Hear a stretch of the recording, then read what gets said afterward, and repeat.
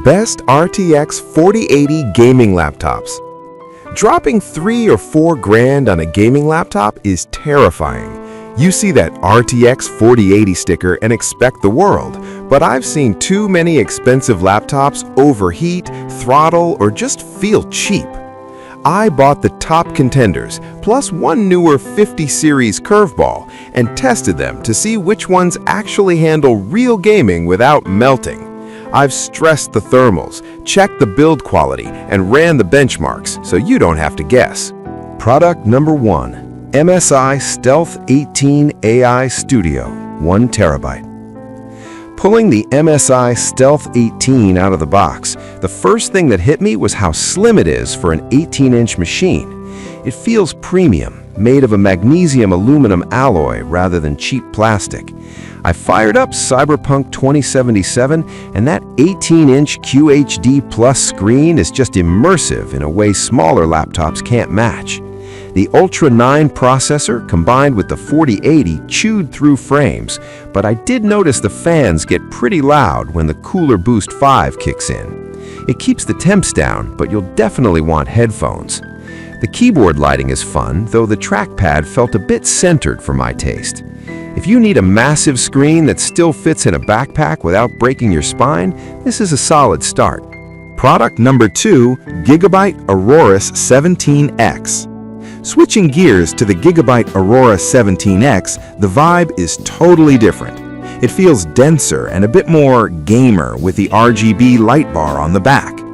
While testing, the i9-13980HX processor felt slightly snappier in raw physics calculations compared to the Ultra chips, which is great for Sims. However, I have to call out the 16 gigabytes of RAM. On a laptop this expensive, it felt limiting when I tried to multitask or stream while gaming. I saw some stuttering that shouldn't happen at this price point.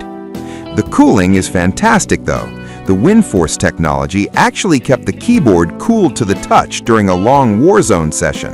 If you care more about raw FPS and cooling than having the absolute newest AI processor, this is a beast. Just plan on upgrading that RAM immediately. Product number 3. MSI Stealth 18 AI Studio, Creator Focus. I also spent time with this specific configuration of the Stealth 18. Focusing more on the studio part of its name. Carrying this around to a coffee shop, I realized the 240 Hz refresh rate isn't just for gaming. Scrolling through timelines in Premiere was buttery smooth. The color accuracy on this panel is ridiculous. When I edited some photos, what I saw on screen is exactly what I got on export. The 4080 here isn't full wattage like a thick desktop replacement, but it handles 3D rendering surprisingly well. The battery life is decent for a gaming rig, thanks to that Core Ultra chip efficiency.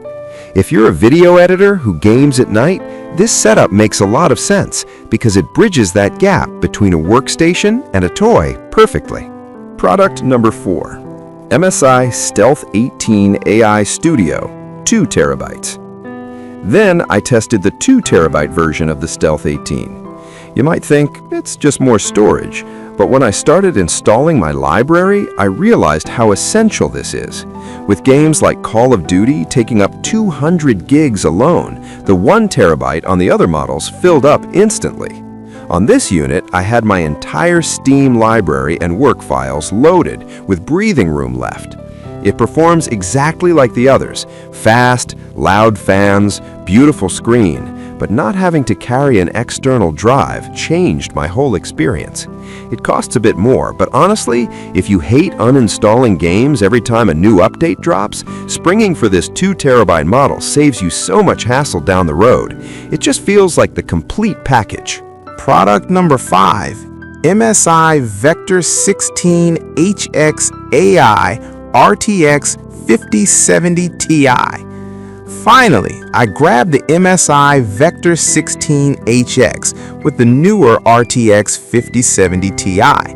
I know this video is about 4080s, but I had to see if the new tech beats the old king.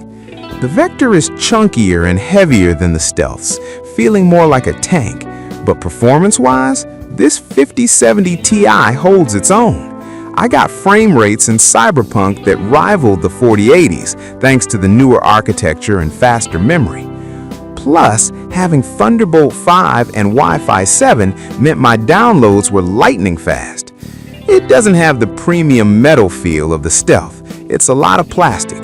But if you want the latest tech and similar performance to a 4080 without paying the flagship tax, this is the smart buy. So if you want portability and screen size, the Stealth 18 is the way to go. But if you want raw power and newer connectivity, that Vector with the 50 series card is a serious contender. I've listed all the current prices in the description below so you can see which one fits your budget right now. Thanks for watching, and I'll catch you in the next one.